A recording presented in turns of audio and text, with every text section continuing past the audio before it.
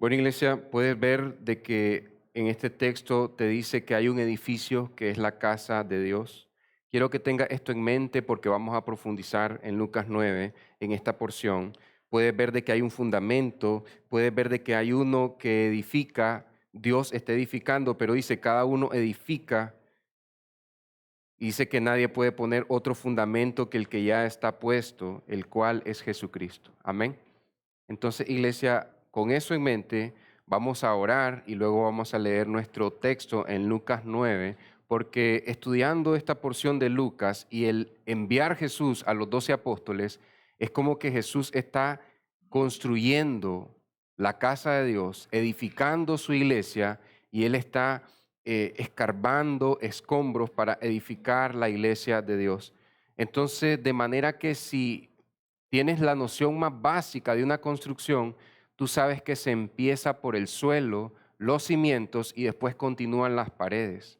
Pero una vez que ya tienes las paredes, no vuelves a decir, vamos a hacer otra vez las zapatas, las vigas sísmicas. Ya no haces eso porque ya está en la etapa de paredes. Y con eso en mente, vamos a ver cómo Jesús establece los cimientos de la iglesia con estas 12 columnas que son los 12 apóstoles de Cristo.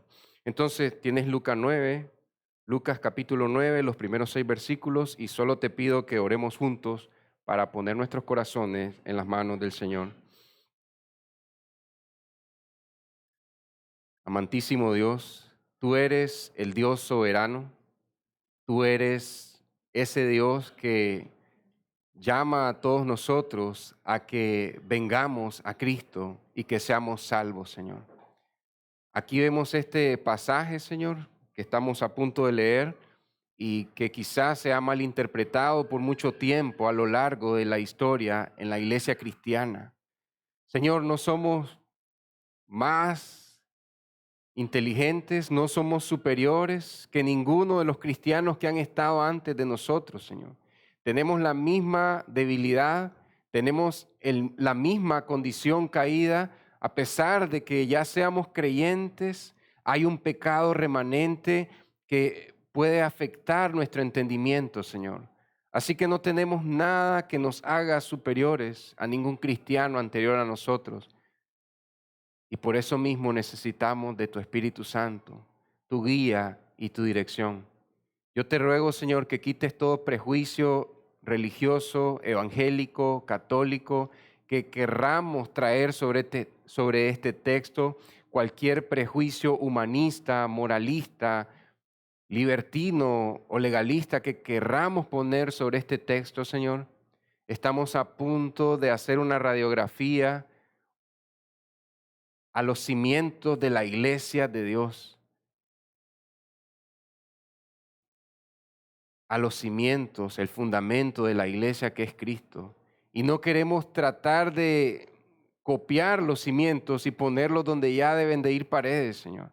Ayúdanos a leer este texto y ver que si en nuestras propias vidas Cristo es la piedra angular, el cimiento sobre el cual estamos edificando cada acción, cada pensamiento y cada deseo, cada palabra.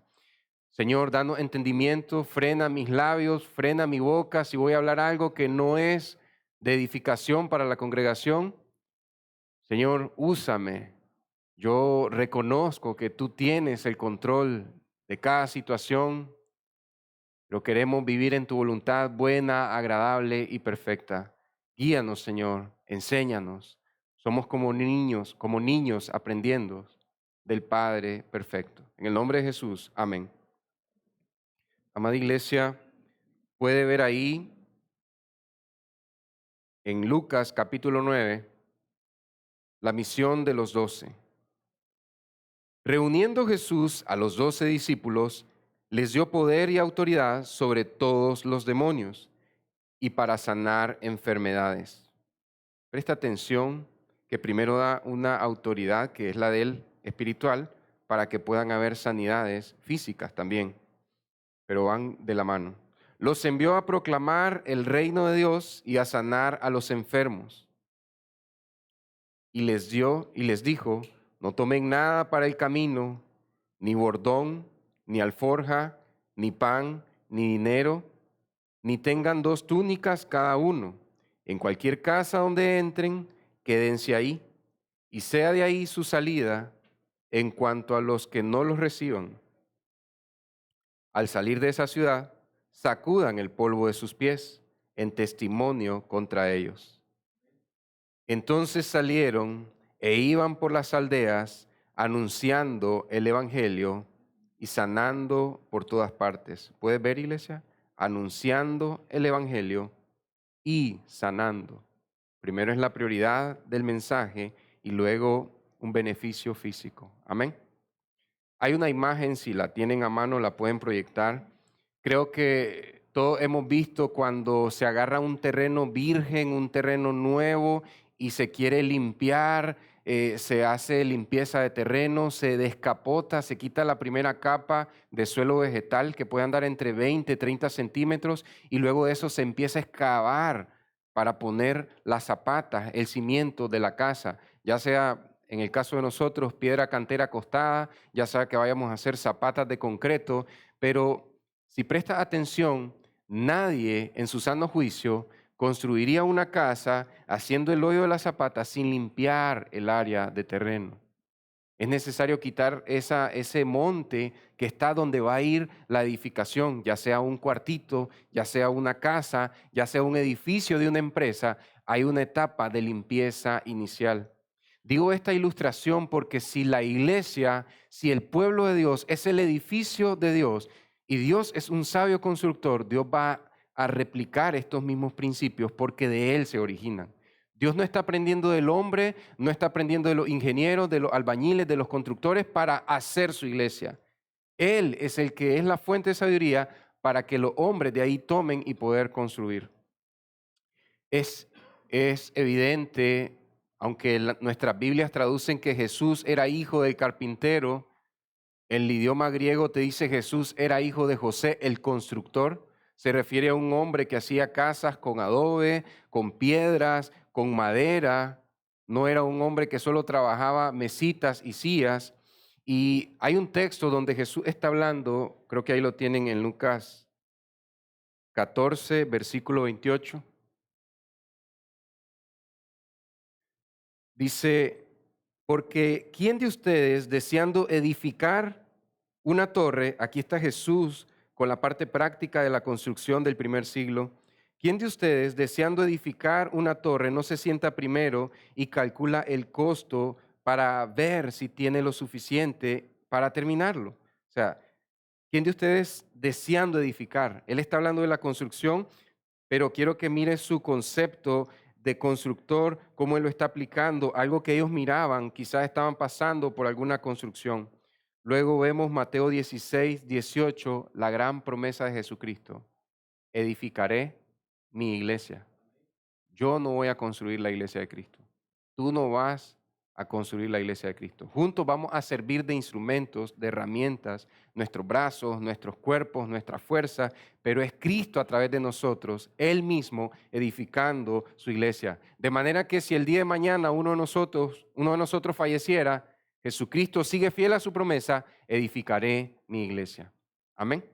Pero entonces aquí están estos principios de construcción y por hoy vamos a tener los puntos al inicio para desarrollarlos. Dice el primer punto, un discípulo de Cristo se ciñe totalmente, se faja, se liga, se afianza, se ciñe totalmente al poder y a la autoridad de Cristo.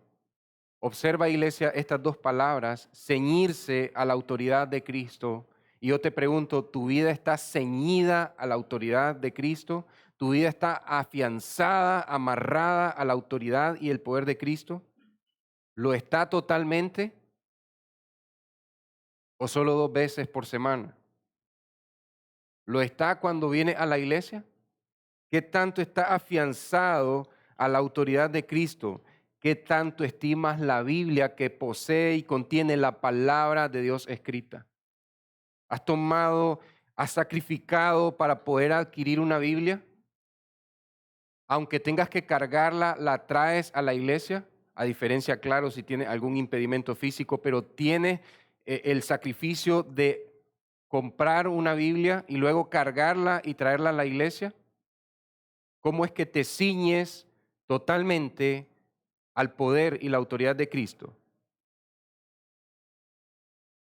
Y entonces, iglesia, vemos el versículo 1, reuniendo Jesús a los 12 discípulos, no pierdas de vista, en estos 12 discípulos también va Judas. Estás viendo en los 4 evangelios, si fueran 3 años o 3 años y medio, estás viendo a Judas en esta etapa inicial sirviendo como apóstol de Jesucristo, sintiendo el poder del Espíritu Santo viniendo en él como venía sobre Saúl y siendo instrumento para la casa de Dios. Al igual que Pedro, al igual que Juan, quiero que veas eso desde ya. No es algo, no es un secreto, es algo que claramente la Biblia nos enseña, que Judas es el hijo de perdición. Pero Jesús lo usó para edificar su iglesia en la etapa inicial. Eso es como cuando compras madera de pino y una de las piezas está dañada, está podrida, o la almacenaste y una de ellas se dañó y necesitas quitar esa pieza corroída y reemplazarla por una nueva pieza. Eso ocurrió en Hechos 2, cuando buscan el reemplazo de Judas. Pero cuando miras el libro de Hechos, van muriendo los apóstoles y no vuelve a haber otro reemplazo. Porque Apocalipsis te dice que hay 12 columnas con los 12 apóstoles de Cristo. Amén. No hay 24, no hay 36, no hay 50. Si alguien te dice que un apóstol de Jesucristo en este tiempo está mintiendo porque su nombre no está inscrito en una de esas columnas. Y me dirás, bueno, está Pablo, el 13º apóstol. Sí, él es apóstol para nosotros los gentiles que no somos judíos. Es un apóstol de Cristo porque Cristo mismo le habló y lo encomendó para que el evangelio llegara hasta donde nosotros. Amén. Entonces quiero que mires que Jesús está reuniendo a los 12 discípulos, les dio poder y autoridad. No es que ellos fueron a un gimnasio y se volvieron más fuertes, se entrenaron como jefes, gobernantes y aprendieron a ser líderes. Jesucristo les dio su poder y su autoridad. Solo las puso en ellos. Jesucristo la puso en Pedro, en Juan, en Andrés, en Jacobo, el mayor y el menor. La puso en Tomás, la puso en todo esto, incluso en Judas. Jesucristo puso su poder y su autoridad. Vayan en representación mía. El Dios de toda la tierra, sirviéndose de todas las criaturas de la tierra. Amén. Él reúne a los discípulos y les dio poder y autoridad sobre todos los demonios y para sanar enfermedades. Es increíble. Él dice, vayan y anuncien que el reino de Dios, dice Mateo, se ha acercado a vosotros, se ha acercado a ustedes. Anuncien que el reino de Dios ha venido a la tierra. ¿Qué significa eso? El reino eterno de Dios se ha acercado al reino temporal del hombre. Todos estos años, todos estos miles de años ha estado gobernando el hombre. Pero vayan y digan que Dios ha venido a reinar sobre los hombres. El reino de Dios se ha acercado, de manera que no hay hombre o mujer que deba dominarse, sino debe someterse al dominio de Dios y su enviado, Jesucristo.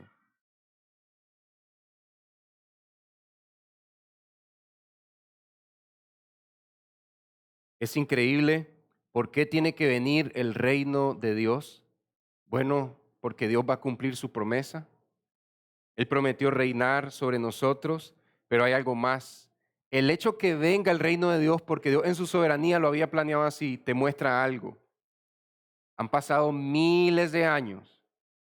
Mesopotamia, Babilonia, el imperio medo-persa, todos los reinos de la tierra, el imperio griego, Alejandro Magno, los inicios del imperio chino, asiático, como lo quieras ver, el imperio romano, y tiene que venir el reino de Dios a la tierra. Es increíble porque ningún imperio, ningún reino humano ha podido sanar y salvar al hombre.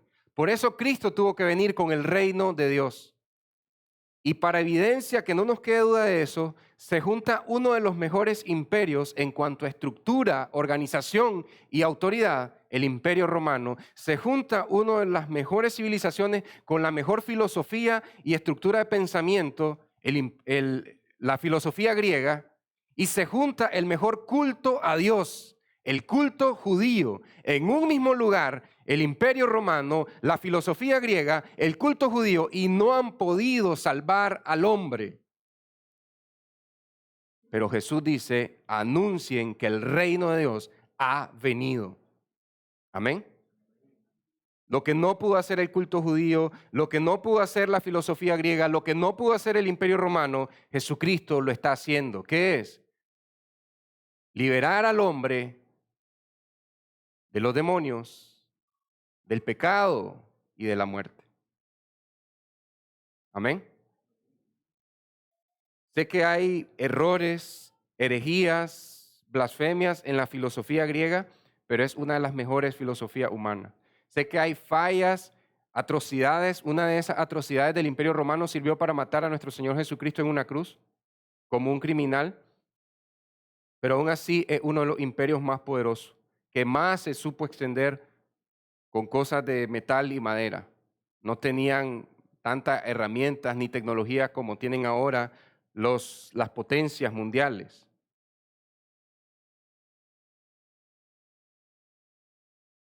De manera que si hoy en día el mejor gobierno que podría existir en toda la civilización humana del siglo XXI, la mejor religión, la mejor iglesia cristiana que pueda estar en el mundo para dirigir o enseñar la adoración a Dios, y el mejor pensamiento de nuestro tiempo, que piense en el bienestar humano, si se juntan nuevamente esos tres, mostrarán algo.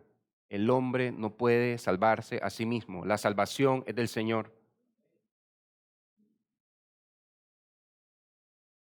Entonces, hermanos, aquí está el Señor agarrando ese terreno salvaje, esa tierra de espinos y cardos, está rascando la superficie, está quitando, no sé si has visto alguna vez cuando tienen con una pala tener que cavar para poder hacer un cascote, acostar una piedra, poner bloques, poner concreto. Cuando la gente tiene que hacer eso, se está quitando guaridas de insectos, de animales, plantas que son monte.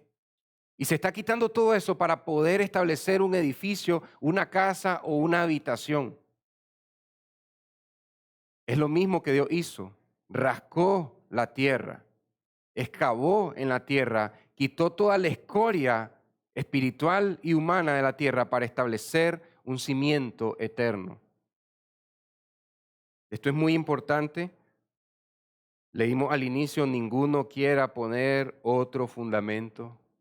Ya está puesto el fundamento de la iglesia. No estamos en la etapa inicial de la obra, no estamos en excavación, no estamos en limpieza de terreno. Y tú dirás, pero esas señales seguirán a los que creen en su nombre, a los que temen al Señor. Sí, te siguen aquí. Aquí está el testimonio. Podemos salir a las calles, podemos salir en nuestras casas, con nuestros vecinos, en nuestros trabajos y decir, esto es lo que a mí me sigue, esto es lo que moldea mi vida, que Cristo vino y venció todos los poderes de maldad y sus apóstoles dejaron testimonio de que Él estaba conformando al pueblo de Dios. Esto es lo que me sigue y me respalda. Claro que en la iglesia puede haber respuesta a las oraciones, podemos orar por los enfermos y va a haber sanidad, pero no el espectáculo que se pretende vender como que fuera algo de Dios y decir, somos descendientes de los apóstoles porque podemos hacer que una pierna se estire a la par de la otra. Tantos engaños que han habido por cosas físicas. Hay iglesias cristianas, neopentecostales, que meten escarcha dorada en las rejillas del aire y una mujer daba el testimonio que antes de venir a la fe verdadera, a ella la ponían a echar escarcha y el predicador decía, esa es la gloria de Dios. Porque ellos dicen que necesitan algo así para mirarse conectados con el relato de la Escritura.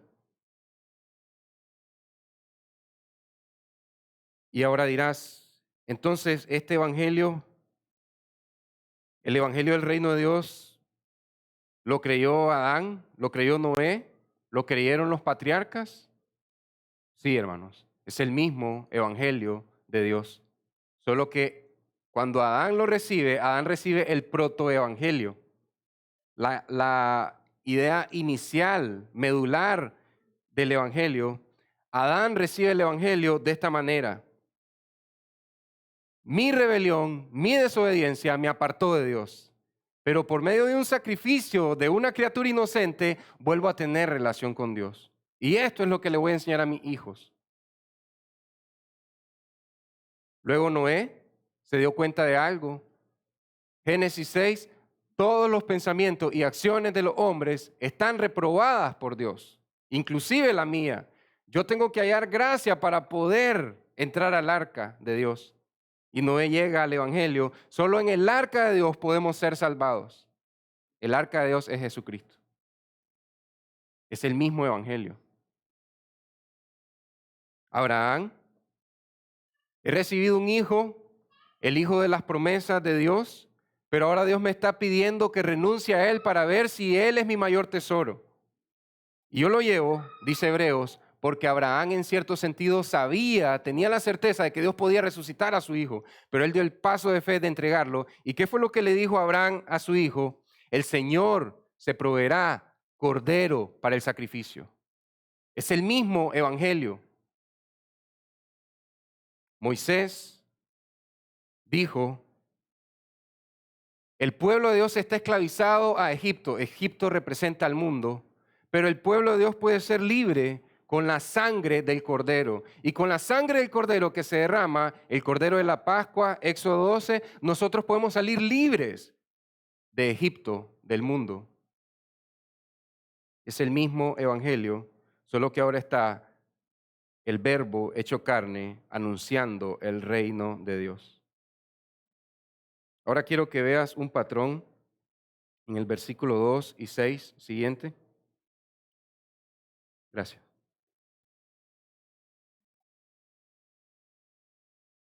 Los envió a proclamar el reino y a sanar a los enfermos. Primero proclamar, luego sanar. ¿Qué es lo que quiere la iglesia hoy en día a nivel general? Queremos sanidades y prédicas cortas. ¿Cuál es la prioridad en el versículo 6?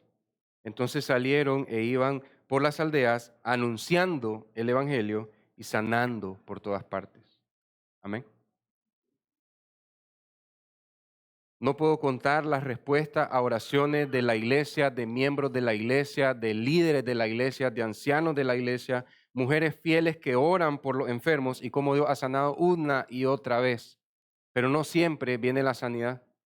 Hemos orado, quizás no en esta etapa de la iglesia, pero anteriormente, y hemos visto sanidades de cáncer y también hemos visto hermanos partir por el cáncer, pero descansamos en que Dios es fiel, en que Dios es soberano y es amoroso y sabe lo que hace.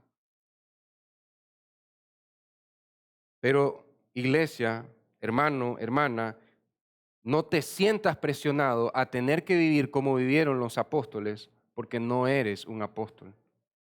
Dios te tiene en una etapa donde se están edificando las paredes del templo, no está en la etapa donde se establecen los cimientos del templo, donde Dios metió su gran brazo y rascó la tierra y dejó expuesto la tierra para poner el cimiento que es Cristo. Pero quiero que veas acá en este patrón, Cristo antepone la proclamación de su evangelio a las sanidades. Porque hoy en día pasa lo contrario. La iglesia o algunas iglesias quieren priorizar sanidades y no predican. Están en una campaña de sanidades que les prometieron que van a sanar a su hijo con asma, su familiar en silla de ruedas, y dicen: ¿a qué hora termina la prédica? Y cuando termina la prédica, ya vienen las sanidades, ya vienen las sanidades. Hay un testimonio de un hombre de sana doctrina donde él dice que él fue una y otra vez y siempre lo dejaban de último y nunca lo sanaron. El hombre tiene un tipo de parálisis, está en una silla de ruedas y ahora él se pone a explicar cómo él alcanzó el gozo de Cristo sin necesidad de ser sano físicamente. Y él está con un micrófono en una silla de ruedas y él explica con los textos bíblicos por qué esa gente está usando la palabra de Dios para su propia conveniencia y engañando a las iglesias. y el hombre sigue con su cuerpo impedido, sus manos, hay dificultad, tiene que andar en una silla de ruedas con un motor, ni siquiera puede desplazar las ruedas y aún así él dice, yo sé que un día el Señor me dará un cuerpo renovado, porque espero en Jesucristo. Mira el segundo punto, iglesia. Un discípulo de Cristo se establece en todo el mensaje de Cristo. Digo, se establece en todo el mensaje de Cristo, porque en mi carne solo hay una parte que yo digo, esto me encanta y esto me da miedo, esto no me gusta y yo prefiero esto, y yo voy a establecerme en esta parte del mensaje. Pero ¿qué dice aquí? Un discípulo se establece en todo el mensaje de Jesucristo. Dice, los envió a proclamar el reino de Dios y a sanar.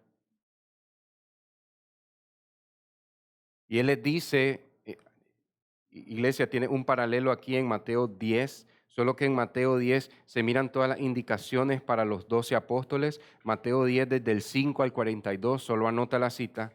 Te pido, te ruego que lo leas en tu semana, que lo leas en tu Biblia, con la Biblia en mano, léelo en la semana, en un tiempo que tengas. Mateo 10 del 5 al 42, pero él le dice, vayan y anuncien que el reino de Dios se ha acercado a la gente, que el reino de Dios se ha acercado. Esto significa que el reino espiritual y eterno de Dios está tocando el reino temporal del hombre. La pregunta es, ¿tú como hombre o mujer te vas a dejar dominar por el reino de Cristo? No te estoy hablando de un domingo, de un martes, de un jueves. No te estoy hablando de leer tu Biblia, de orar, sino que si Cristo es el Señor de tu vida, ¿qué tal cuando vienen situaciones difíciles que no podemos controlar? ¿Qué tal cuando vienen situaciones que no nos gustan? Dices como Ezequiel, Dios me dijo que tragara este rollo y al final en mi estómago me supo amargo. Dice Juan, aunque al inicio estaba dulce, en el estómago, en mi vientre, me supo amargo. Lo comes igualmente porque ese es todo el mensaje. Lleva dulzura y amargura. Amargura que sufrió nuestro Señor Jesucristo en la cruz del Calvario para nuestra limpieza. Amargura que sufren los que rechazan a Cristo, aunque lo reciban superficial o temporalmente. Y dulzura que Cristo nos da desde la cruz como una fuente dulce de leche y miel para sanar nuestros corazones. Ese es el mensaje completo del reino de Dios. Y un discípulo de Cristo establece su vida, sus acciones, sus decisiones, sus pensamientos, sus palabras en todo el mensaje de Cristo.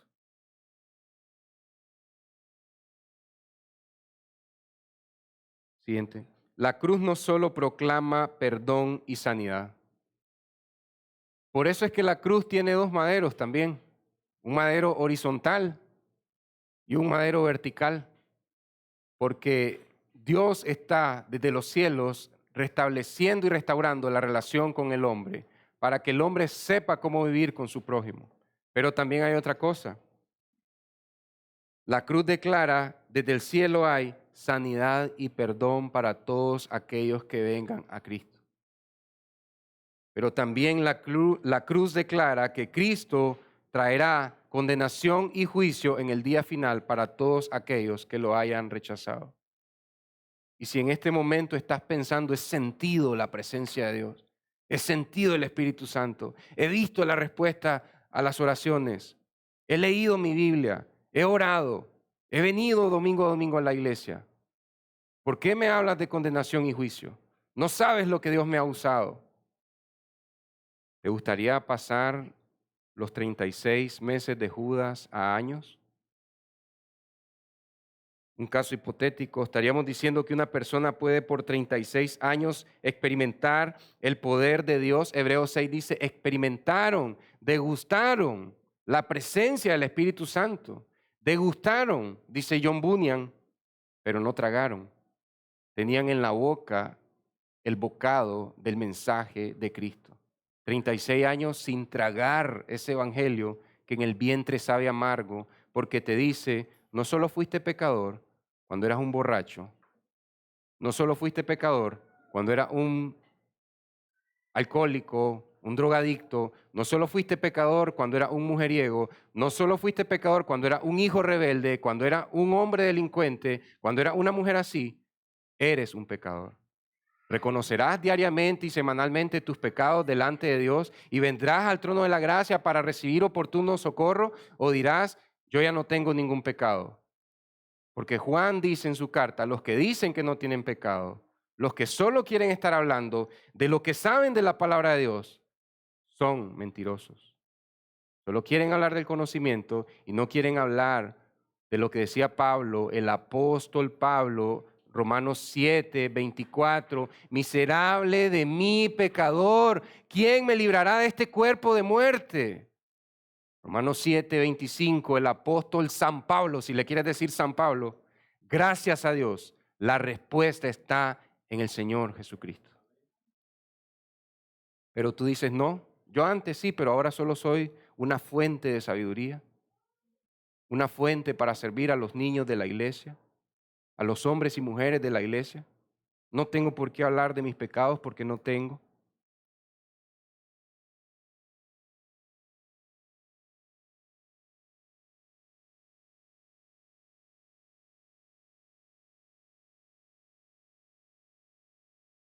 Es increíble todo lo que pudo haber visto Judas.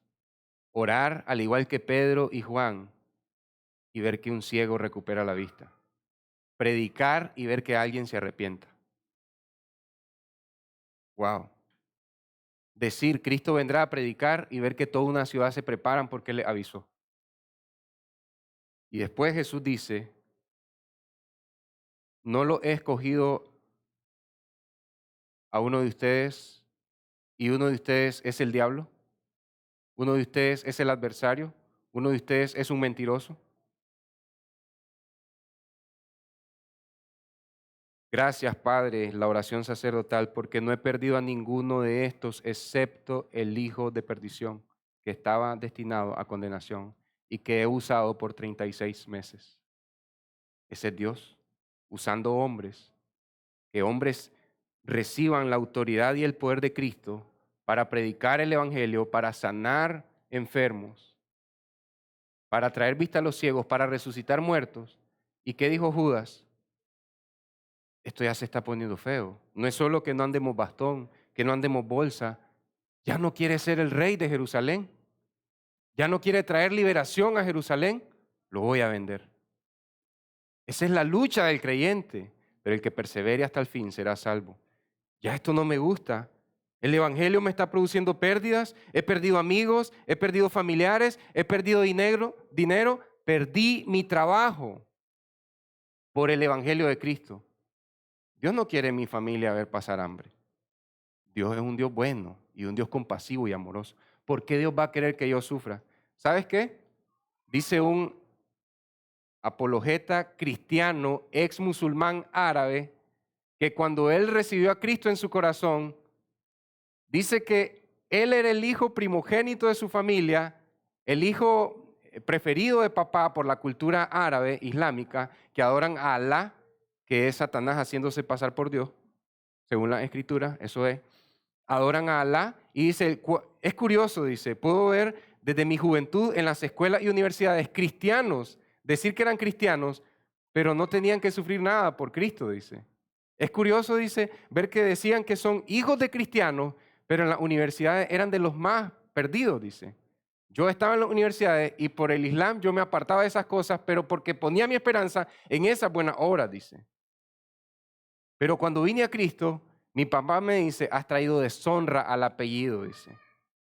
¿Sabes qué? Mi papá pensó que desde el tiempo de la predicación del profeta Mahoma, nunca ninguno de nuestros apellidos se había hecho cristiano. Mahoma empezó en el siglo VI hasta el año 2000. Yo soy el primer cristiano de mi familia y me dijo, traíste deshonra a la casa. Perdí mis proveedores, perdí mis clientes árabes, musulmanes, porque me volví cristiano. He perdido todas estas cosas porque conocí y recibí a Cristo. Pero cuando Judas empezó a ver que había pérdidas y que no podían quedarse mucho tiempo en las casas y que no podían decir, a esta casa no me gusta porque no tiene estas comodidades, me voy a la otra casa de la otra hermana. Y Jesús dice, donde entren, ahí se quedan. No estén anteponiendo sus preferencias. Prefiero esta, entonces voy a ir a todas las casas que quiera de esta ciudad donde Jesús me mandó a proclamar, quédense a donde llegaron. Judas dice, esto está incómodo. Al final, él se revela y vende a Cristo, al final del ministerio de Cristo. Pero quiero que mire este proceso de muchos que se acercaron con entusiasmo al Señor Jesucristo, pero otros religiosos que sentían que tenían que negar el primer lugar de su vida para ellos mismos y dárselo a Cristo, rechazaron a Cristo.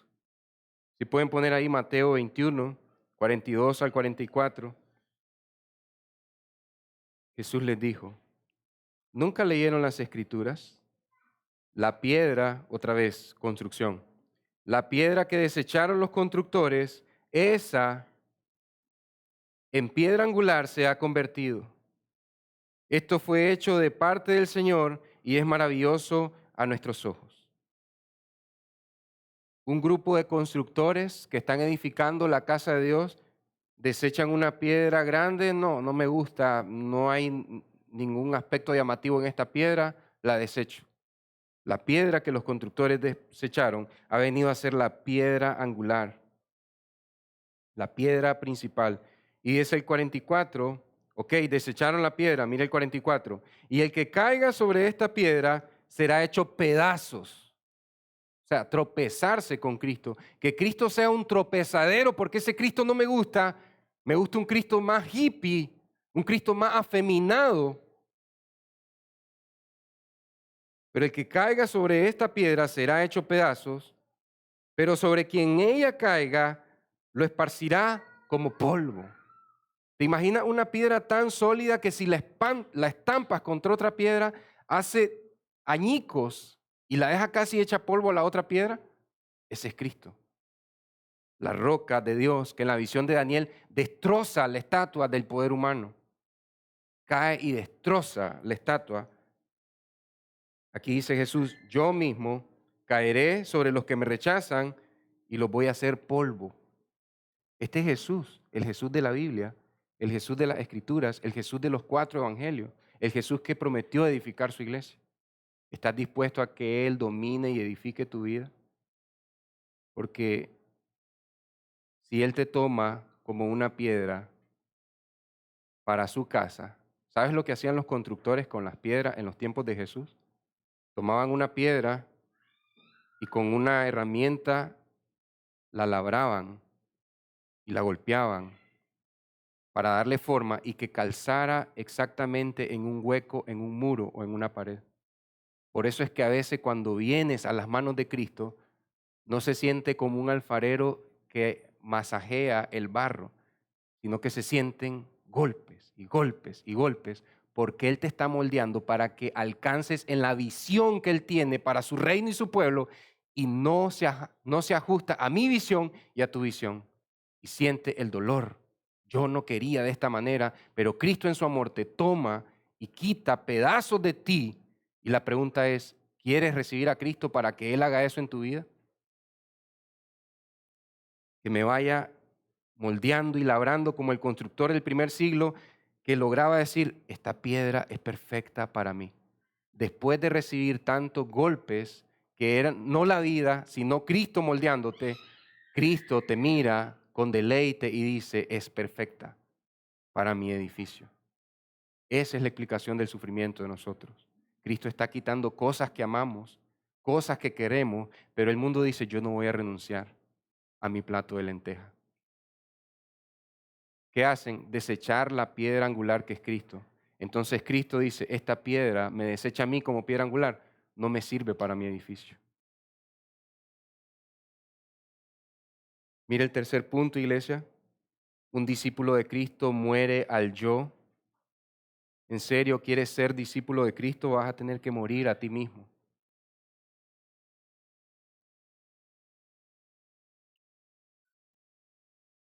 Tienes a Habacuc pidiendo que Dios salve a su pueblo, que Dios mire la injusticia que el pueblo está cometiendo, los líderes contra los pobres del pueblo de Dios, y le dice a Dios, no te preocupes, vendrá un imperio poderoso que lo usaré para purificar a mi pueblo. Señor, no lo envíes, solo cambia a los líderes y socorre al pobre.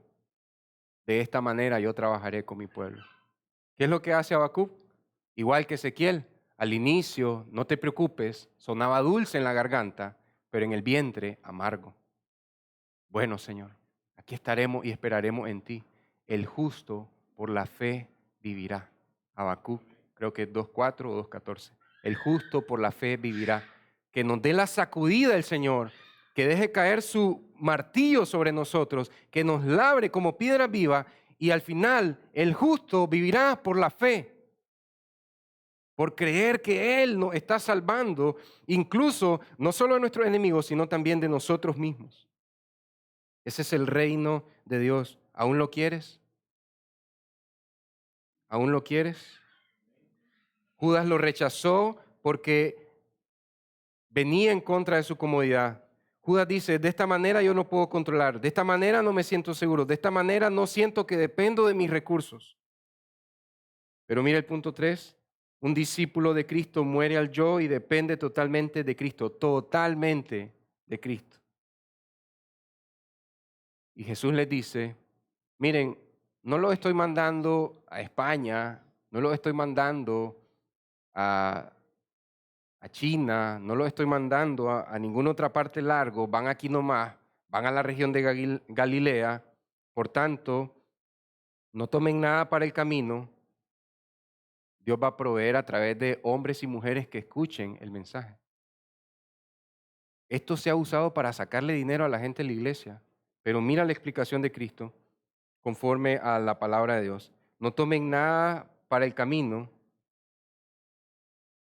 ni bordón, es decir, un bastón para irse sosteniendo, ni alforja, un saquito donde podías echar tu cédula, tu dinero para comprar algo, una comida, una bebida, o para pagar un pasaje, obviamente en los tiempos de Cristo. No tomen ni pan ni dinero para el camino, ni tengan dos túnicas. ¿Qué está diciendo aquí Jesús? Yo estoy en control. Yo soy su seguridad. Estoy poniendo mi poder y mi autoridad en ustedes. Piensa en los 12 apóstoles. Mi poder y mi autoridad en ustedes. Dependan de mí. No dependan de ustedes mismos. No van al otro lado del mundo, no van a la China, van a Galilea. Dependan de mí. Este es un ejercicio porque después lo voy a mandar hasta lo último de la tierra sin nada. A veces con mucho y a veces con nada. Y Pablo aprendió la lección de vivir en escasez y en abundancia, porque todo lo puedo en Cristo que me fortalece. No para levantar 400 libras en un gimnasio, no para salir como taxista y recoger pasajeros en la calle, no para poner una farmacia o una ferretería, sino para decir, aunque haya poco, aunque haya mucho, yo puedo, ya sea que haya escasez o abundancia, porque Cristo es el que me da la fuerza para poder. No es para levantar 400 libras en un gimnasio.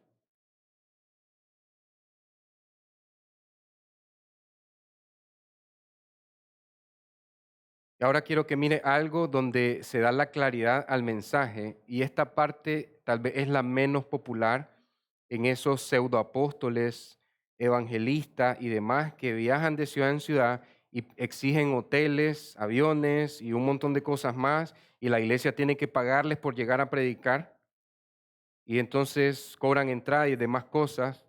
Dice aquí, en cualquier casa donde entren, quédense ahí y sea de ahí su salida. Esto frena el impulso en Pedro o Juan. Esta casa no me gusta. Veo que la otra casa tiene más condiciones. Esta casa, esa hierba, esas especias no me caen bien. Voy a ir donde la otra persona. Voy buscando mi comodidad. Piensa bien, no eres tú y no soy yo. Son los 12 apóstoles. Pero esto después se aplica a nosotros. Entonces, me voy a mover de casa. ¿Qué dice Jesús? A donde lleguen, descansen en que esa es la providencia de Dios para ustedes. Dios proveyó, Él es perfecto en lo que provee. No se vayan de ahí. De ahí salen para otra ciudad. No estén cambiando de casa en casa porque terminarán trasquilando a las personas que quieren escuchar mi evangelio. Esto frena ese intento de querer adueñarse de las personas y aprovecharse por su recibimiento de la palabra de Dios. Luego dice, en cuanto a lo que no los reciban, al salir de esa ciudad, sacudan el polvo de sus pies en testimonio contra ellos. Van a haber ciudades donde digan, no queremos esas palabras, no queremos ese mensaje. Aquí impera el dominio del hombre. Aquí impera el moralismo.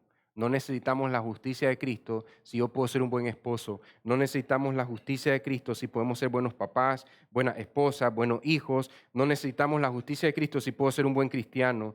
Aquí no vengas con ese mensaje. Entonces Jesús dice, cuando no los reciban, al salir de esa ciudad, sacudan el polvo de sus pies en testimonio contra ellos. ¿Sabes qué? En la cultura judía, cuando los judíos iban llevando la gloria de Dios, el testimonio de Dios, y tocaban viajar, les tocaba viajar y pasar por ciudades gentiles, y decían, no queremos ese tu Dios aquí que está contra la idolatría, contra los ídolos y el paganismo, mejor vete de la ciudad. El judío se sacudía sus sandalias en señal de que iba a venir juicio en esa ciudad por rechazar al Dios vivo. ¿Qué significa eso? Del polvo eres y al polvo volverás. Pero cuando te toque ir al polvo, ¿cómo irás? Rechazando a la piedra, a Cristo, el Cristo de las Escrituras, el Cristo de los 4 evangelios.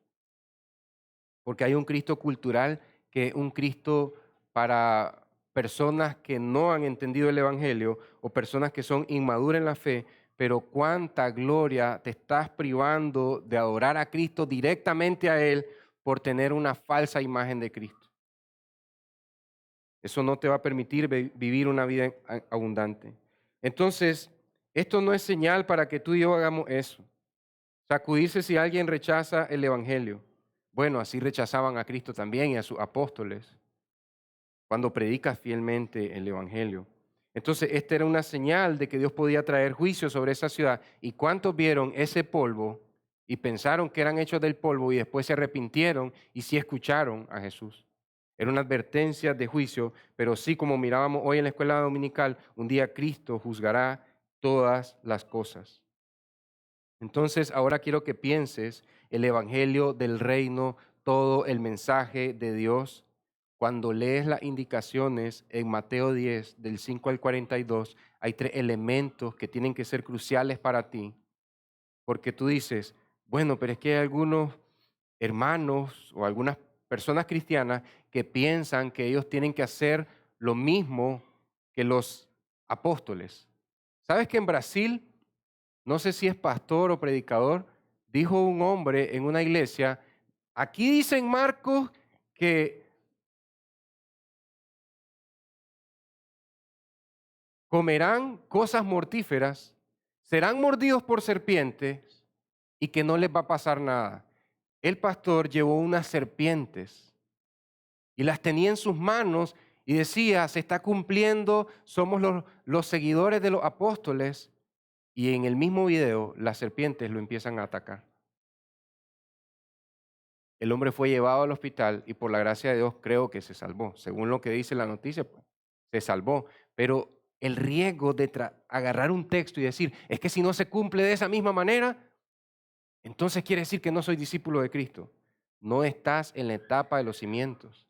Estás en la etapa de las paredes donde Dios agarra piedras y las empieza a labrar para ajustarlas. ¿Y qué dice la Biblia? Ninguno ponga otro fundamento. Pero hay algunos cristianos que insisten en vivir únicamente en la etapa de los fundamentos y son un atraso para el avance del reino de Dios. Entonces mira lo que dice Mateo, porque si realmente tú y yo deberíamos de hacer milagros porque Jesús nos mandó a predicar el Evangelio, y si predicas el Evangelio y no hay sanidades milagrosas, entonces Dios no está con ustedes, esta iglesia no tiene Espíritu Santo. Déjame decirte todas las indicaciones que dio Jesús a sus discípulos. Mateo 10, versículo 5, no prediquen a los gentiles. Si te van a seguir los milagros como los apóstoles, no les puedes predicar a nadie que no sea judío. No se puede, ¿no? O sea, el mismo pastor que quiere hacer milagros para decir que es como uno de los apóstoles es un gentil, es un judío. Ahora dice, versículo 16, los envío como ovejas en medio de lobos. No está hablando de falsos maestros, sino habla, son unas ovejas tiernas e indefensas y van en un lugar donde pueden ser muertos. Los pueden decapitar como a Juan el Bautista. No está hablando de falsos maestros concretamente, está hablando de el dominio del hombre resistiéndose al reino de Dios. Van como ovejas en medio de lobos, pero ellos quieren hablar solo de grandeza, poderío, que como Dios los respalda, no se pueden enfermar nunca. Es curioso que durante el COVID, ni Cash Luna ni Guillermo Maldonado hicieron campañas de sanidades de milagro en toda Latinoamérica. ¿Por qué no? Es una buena pregunta. Pero ellos quieren hablar de que si Dios te está bendiciendo, tus finanzas tienen que estar bien, tus hijos tienen que estar bien, tu dinero, tu salud. Entonces Dios odiaba al apóstol Pablo. Entonces esto significa ovejas en medio de lobos. Les doy un mensaje poderoso para que vayan y griten al muro del reino del hombre y anuncien el reino de Dios, pero ustedes son como ovejitas a la par de lobos, a la par de Herodes, a la par del César, a la par de los tetrarcas, ustedes son como ovejitas a la par de un lobo. Y luego, versículo 36, los enemigos del hombre serán los de su propia casa. Como el testimonio del cristiano que era musulmán árabe, que cuando él se volvió al cristianismo, ¿quiénes fueron sus enemigos? Su papá le deseó la muerte, lo maldijo. Ahora el preferido era el segundo hijo mayor. O sea, el que iba a tener la herencia. Él salió de la empresa, de los negocios, perdió sus contactos, su cliente árabe, sus clientes del Islam, y dice el Islam que es una religión de amor. Entonces está diciendo Jesús, los enemigos del hombre serán los de su propia casa. ¿Ese es tu testimonio? ¿Te has visto como que mientras más te acercas a Cristo, tu familia extendida se vuelve como enemigo tuyo? A veces suele pasar. Aunque estemos en una cultura cristiana, a la gente no le gusta cuando te vuelves verdaderamente cristiano. Y este mismo musulmán decía, hay algo que a mí me preocupa y lo veo a veces, que el cristiano tiende a confiarse porque se mira en una cultura cristiana nominal, pero realmente no está dominada por Cristo la cultura. Es un cristianismo superficial y él dice, yo ya soy cristiano y se está perdiendo de venir a la verdadera fe porque no quiere sacrificar y perder nada por Cristo. Esto es un árabe que perdió todo, humanamente hablando, por seguir a Cristo. Esto también lo sufren los chinos que creen en Jesucristo y cada lugar donde hay ya una religión establecida, si se vuelve a Cristo, hasta la muerte puede encontrar en Afganistán, en Irak. Amén. Los enemigos del hombre serán los de su propia casa por ser fiel a Cristo. Hoy yo puedo meterme a problemas con miembros de mi familia extendida por no vivir acorde a los deseos de sus corazones. Y es triste, quisiera que fuera diferente, pero a veces toca esa situación. Pero Dios nos da el consuelo y el ánimo para seguirle siendo fiel. A ti te puede pasar lo mismo el día de hoy, porque viniste hoy acá, quedaste mal con algún familiar y dice Jesús, los enemigos del hombre serán los de su propia casa. Entonces ahora quiero que pienses en este texto.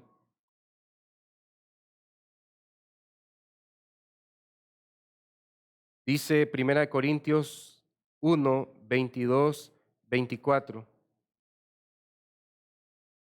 Porque en verdad los judíos piden señales.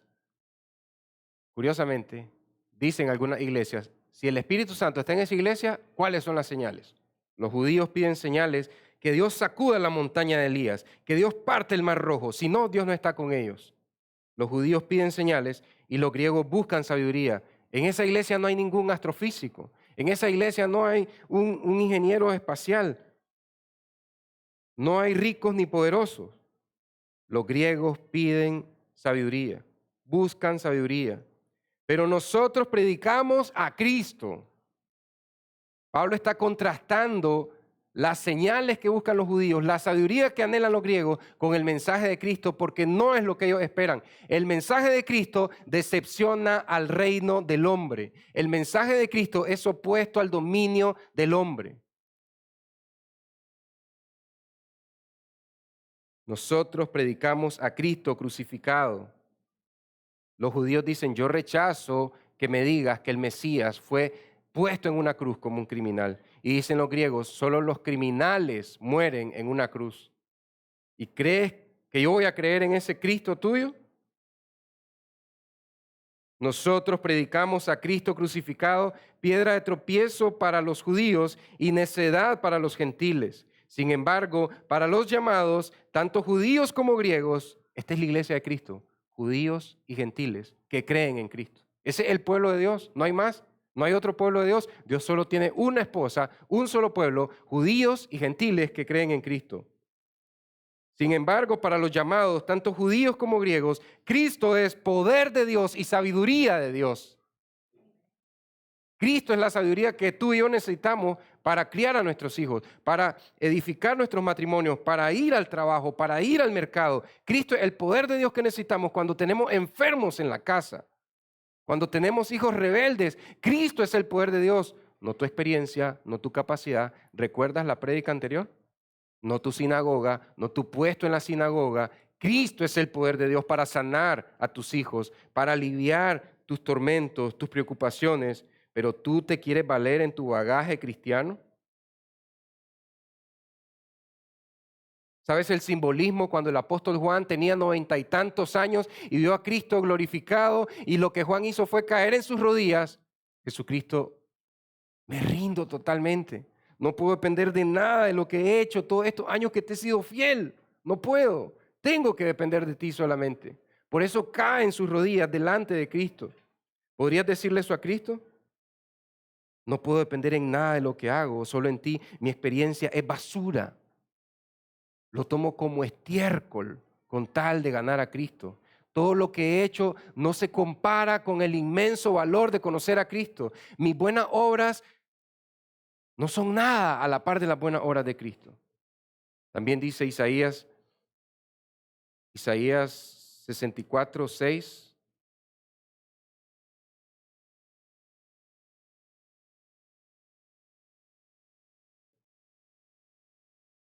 ¿De qué te vas a valer? ¿De tus buenas obras, del cristianismo?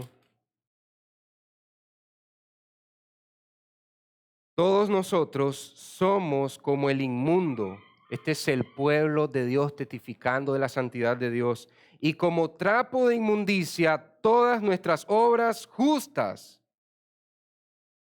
nuestras mejores buenas obras al prójimo, nuestras mejores buenas obras para Dios, tus mejores ofrendas en dinero, servicio, tiempo, sacrificio, tus mejores obras delante de la santidad de Dios, delante del ministerio de Cristo, son como un trapo lleno de sangre y pus. Nosotros predicamos a Cristo y este crucificado. Este es el cimiento que al final del ministerio, después de haber sentido el escalofrío en la espalda por el Espíritu Santo, después de haber sentido como Jesús, que sintió que poder salió de él para sanar a la mujer, Judas sintió que salió poder de él para sanar a un ciego o a cualquier enfermo. Después de esto, Judas rechazó a Jesucristo como fundamento. Lo mejor es que Cristo se muera. Degustaron, dice Hebreos, sintieron el Espíritu Santo, sintieron la presencia de Dios en la iglesia, sintieron la bendición de ser parte de una congregación cristiana, pero renunciaron a ello. Ahora, iglesia, ahí tienes 1 Corintios capítulo 3, versículo 9 al 11, pero solo ponemos una imagen para resaltar y resumir. 1 Corintios 3:9 dice que somos el edificio de Dios. Este texto lo vemos al inicio y después da una advertencia en el versículo 10, cada uno tenga cuidado cómo edifica encima del fundamento. No puedes poner nuevamente el fundamento de la etapa que la iglesia ya pasó. Ya terminó la etapa de la iglesia, ya terminó la etapa de la inspiración de la iglesia donde estaban siendo inspirados para escribir los libros del Nuevo Testamento. Ya terminó esa etapa. Mira bien cómo empieza la iglesia en Hechos con dones y milagros, y mira cómo terminan las últimas cartas de la Biblia. De lo que más se habla es de doctrina, enseñanza. ¿Y qué es lo que dice Pablo? No me avergüenzo del evangelio, porque el evangelio es poder de Dios para salvación. Pablo no depende de los milagros para decir los milagros son el poder de Dios. El evangelio es el poder de Dios. ¿Y cómo termina Juan? Miren, amados hermanos, guárdense de estas falsas enseñanzas y vivan esta sana doctrina. ¿Qué es lo que Pablo advierte a Timoteo? Dedícate a la sana doctrina. Ya no se trata de milagros y señales porque los cimientos van avanzando, y luego dice, cada uno tenga cuidado cómo edifica encima del fundamento. Nadie puede poner otro fundamento que el que ya está puesto, el cual es Jesucristo. Que este sea el fundamento de nuestra iglesia. Que este sea el fundamento de tu vida, de tu corazón. Que este sea el fundamento para tus hijos, para tu matrimonio, para tus hermanos y hermanas que vas a servir. Que Cristo sea el fundamento para servir en la casa de Dios. Como dice Efesios 2, 20 y 21, vamos a ir terminando. Pablo, refiriéndose a la iglesia de Dios, están edificados sobre el fundamento de los apóstoles y profetas, siendo Cristo Jesús mismo la piedra angular. La iglesia no rechaza a la piedra angular que es Jesucristo. 21, en quien todo el edificio bien ajustado va creciendo para ser un templo santo en el Señor. Este es el templo que Dios está construyendo. Algunos esperan un templo más, pero Dios ya empezó a construir el templo desde el siglo primero con los primeros discípulos. Y todavía Dios está edificando un templo.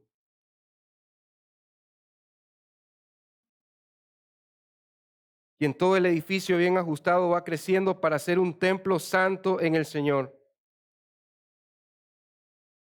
Y Pedro, al que algunos lo acusan o le acuñan ser una roca gigante, mira el testimonio del apóstol de Jesucristo. 1 Pedro 2, 4 y 5. Y viniendo a él, o sea, viniendo a Cristo, como una piedra viva, Pedro está diciendo que Cristo es la piedra viva, desechada por los hombres, el reino del hombre, el dominio del hombre rechaza a Cristo. ¿Tu semana rechaza a Cristo? ¿Tu trabajo rechaza a Cristo? O sea, no la empresa o el negocio. ¿Tu manera de trabajar rechaza a Cristo? ¿Tu familia rechaza a Cristo? No los miembros de tu casa. ¿Tu manera de vivir en tu hogar rechaza a Cristo? Desechada por los hombres, la piedra es rechazada por el reino del hombre, pero escogida y preciosa delante de Dios. Dios mira a Cristo como la mejor piedra de su edificio. También ustedes como piedras vivas sean edificados como casa espiritual. Pedro está diciendo, qué curioso, este hombre que Jesús le dijo, ciertamente tú eres una piedra. Ahora él le dice a la iglesia, ustedes también sean piedras vivas. Sean edificados como casa espiritual para un sacerdocio santo, para ofrecer sacrificios espirituales aceptables a Dios por medio de Jesucristo. Así que, iglesia, claramente la Biblia dice, misericordia quiero y no sacrificio, obediencia quiero y no sacrificio, pero en algún momento, para la gloria de Dios, te va a tocar sacrificar algo. Y eso es lo que Judas no quiso hacer. No estaba dispuesto a morir y a ser labrado por Cristo, el constructor. Ahora, iglesia, si pueden poner de una vez la aplicación, por favor. Si realmente vienes a Cristo, asegúrate de que tus emociones, tus palabras y acciones están sujetas a Cristo. De nada sirve 36 años sintiendo en la espalda el Espíritu Santo. La única confianza que tú y yo podemos tener es Cristo. Cristo. No que Cristo nos use, Cristo. Cristo me puede usar en este púlpito, te puede usar a ti en esta iglesia. Pero, ¿qué hay con eso? Judas hizo más señales y milagros que nosotros acá. Que tu esperanza esté solamente en Cristo y no en tus obras, en tus buenas obras. Si realmente vienes a Cristo, asegúrate que todas estas emociones, palabras y acciones estén sujetas a Cristo, establecidas en Cristo y dirigidas por Cristo. Esto debe ser un estilo de vida constante, no solo martes y domingo, jueves y domingo, no solamente cuando estás aquí en tu casa, lees la Biblia, te has levantado temprano a leer tu Biblia o no puedes leer si no es en YouTube.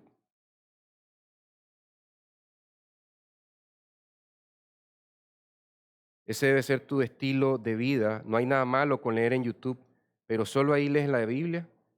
Cuando el teléfono o los parlantes nos reproducen el sonido, ¿la has leído con tu voz predicándote a mí mismo la palabra de Dios, leyendo los textos de las Escrituras, con tu propia voz, en tus oídos resonando tu propia voz o la de algún miembro de tu casa? Esto debe ser un estilo de vida constante y es la única vida que Dios aprueba, porque es la vida que se cimienta en Cristo, que se fundamenta en Cristo. Amén, iglesia. Finalmente, hermanos, de nada sirve un cristianismo que está basado en el moralismo. De nada sirve un cristianismo que está basado en un reino de Dios que solo es un accesorio que lo tomo cuando lo necesito. De nada sirve un cristianismo que su fundamento no es Cristo. Cristianismo sin Cristo de nada sirve. Amén. Señor y Dios, Padre, aquí está el testimonio de las columnas de la iglesia, Señor, los apóstoles. Toda la honra y toda la gloria sea para ti, Señor, porque los usaste con poder y autoridad. Limpiaste el terreno para que hoy nosotros podamos vivir a pesar de que hay oscuridad en el mundo, a pesar de que hay maldad en el mundo, podemos vivir en lugares donde se proclama el nombre de Dios, Señor. Gracias, Señor, por eso, porque eso es señal de la liberación espiritual que ocurrió hace 2000 años. Dice tu palabra que Jesucristo venció a los poderes espirituales. Dice Jesucristo mismo que Él es el hombre más fuerte que venció y ató al hombre fuerte, Señor. A este Cristo venimos nosotros, aunque sabemos que nos va a tomar en sus manos fuertes pero amorosas y va a labrar nuestras vidas. Hemos sentido que nuestra vida ha perdido algunos pedazos, Señor. Cuando hemos sentido el martillo de Cristo, nuestro amoroso edificador y constructor. Pero sabemos que hay una esperanza de que un día seremos semejantes a Él. Ayúdanos, Señor, a no tener miedo cuando las cosas se pongan difíciles. Ayúdanos, Señor, a entender que los milagros que hicieron los apóstoles respaldan nuestra fe y nuestro cristianismo, que los milagros que hizo Cristo respaldan nuestra fe y cristianismo. No tenemos que venir y beber veneno de escorpiones, Señor. No tenemos que hacer alguna evidencia extraña para decir que somos siervos de Cristo, Señor. El Evangelio es el poder de Dios para salvación. Queremos vivir ese Evangelio cada día. Queremos predicarlo con nuestras acciones y nuestras palabras, Señor. Ayúdanos, Señor, a ser fiel a tu mensaje. Ayúdanos a perseverar hasta el fin, a tener una relación íntima con Cristo, a tener una relación íntima contigo por medio de Jesucristo y no solo una relación contigo por medio de señales y milagros, por medio del conocimiento, Señor. Porque incluso los fariseos tenían una relación con Dios por medio de conocimiento, Señor, pero rechazaban al Dios encarnado. No queremos eso para nosotros, Señor. Queremos a tu Hijo. Danos a tu Hijo o vamos a perecer, Señor. En el nombre de Jesús. Amén y amén. Amén, iglesia.